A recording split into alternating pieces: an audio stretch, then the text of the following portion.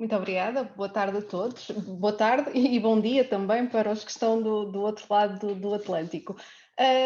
O caso de Cerveira Tominho, eu ia pedir primeiro para passarmos um slide, se fosse possível. Até agora temos estado a ouvir falar de municípios muito grandes, se compararmos com a escala de Vila Nova de Cerveira.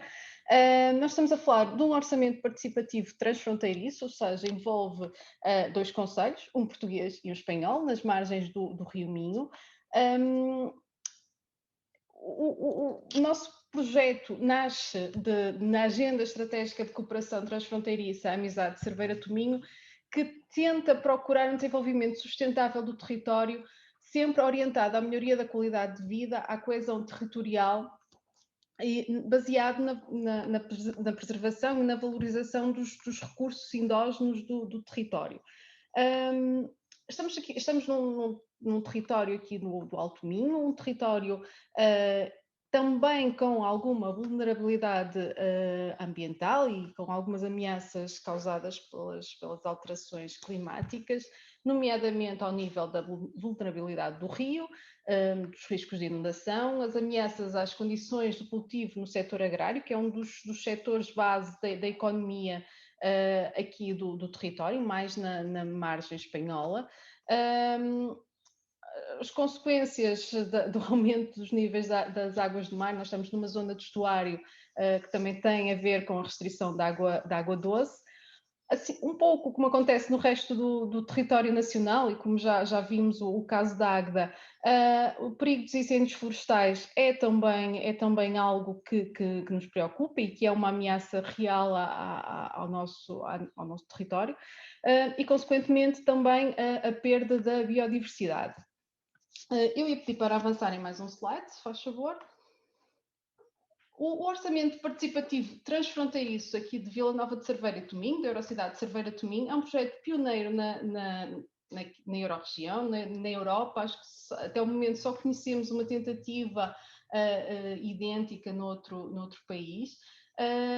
E tenta sempre envolver os cidadãos dos dois concelhos na procura de soluções para problemas comuns, através da união, da partilha, do diálogo entre as duas comunidades.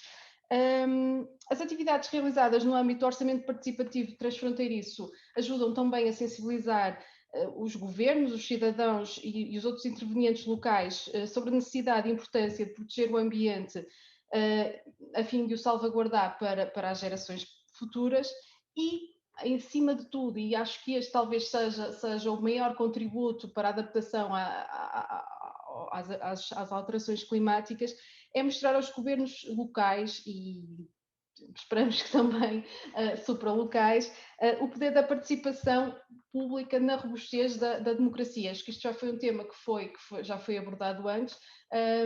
Quanto mais participamos, mais robusta temos a nossa situação democrática. Pedia para avançarmos mais um slide.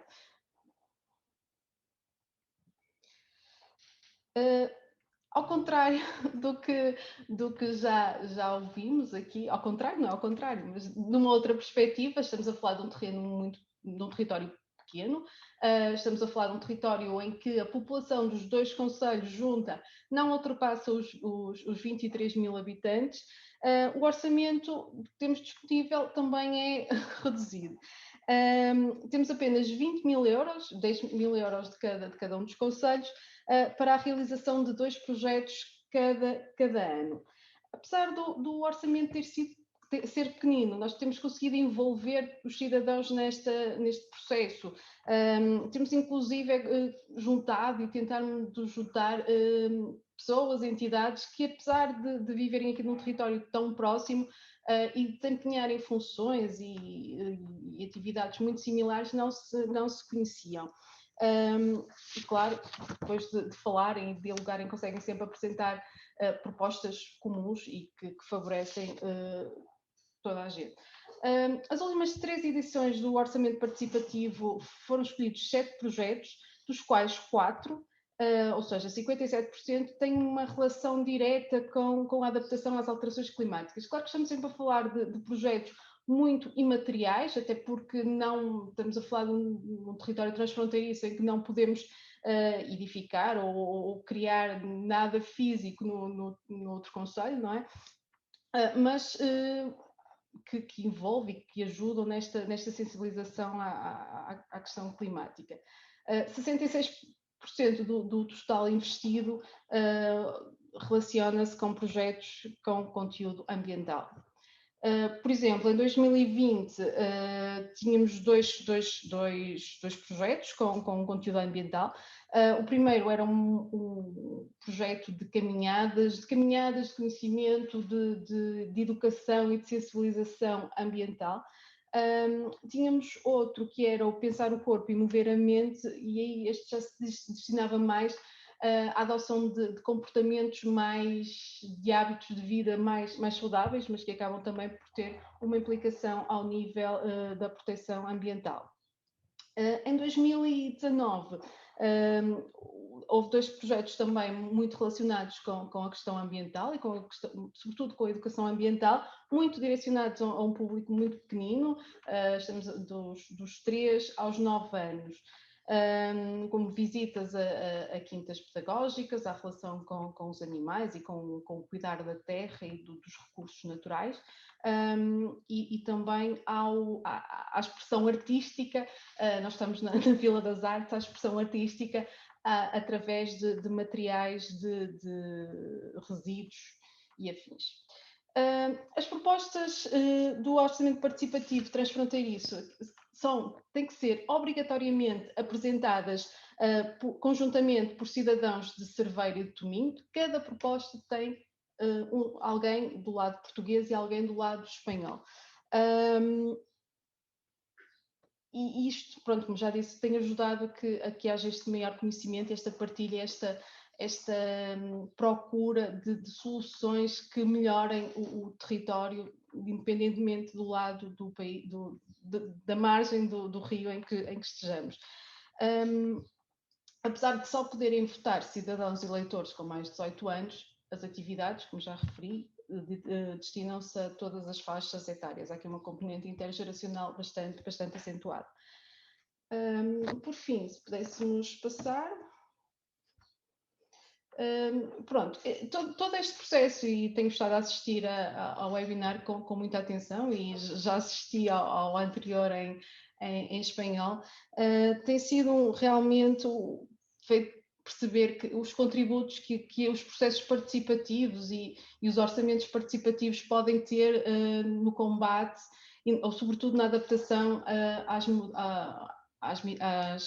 mudanças climáticas, nomeadamente por nos permitir compreender o papel da participação pública e o envolvimento da população na procura de soluções inovadoras à adaptação às alterações climáticas, nos fazer refletir sobre o contributo destes processos na luta contra os efeitos das alterações climáticas, como o fazem e os desafios que enfrentam, e consciencializar sobre o potencial dos orçamentos participativos para ajudar na adaptação aos impactos das alterações climáticas e na mitigação das consequências negativas na vida de milhões de pessoas. Eu acho que isto é realmente muito, muito importante, envolvermos as pessoas por um lado também consciencializarmos-las de que todos nós temos um papel na defesa do meio que nos rodeia e na chamada de atenção a quem nos dirige e a quem dirige os nossos recursos, na proteção daquele que é o nosso maior património, não? Património natural. Agradeço imenso ao professor Ives Cabanes e ao IDP por todo este trabalho, e felicito todos os que têm participado e têm contribuído e criado orçamentos participativos. Muito obrigada e estou disponível para qualquer questão.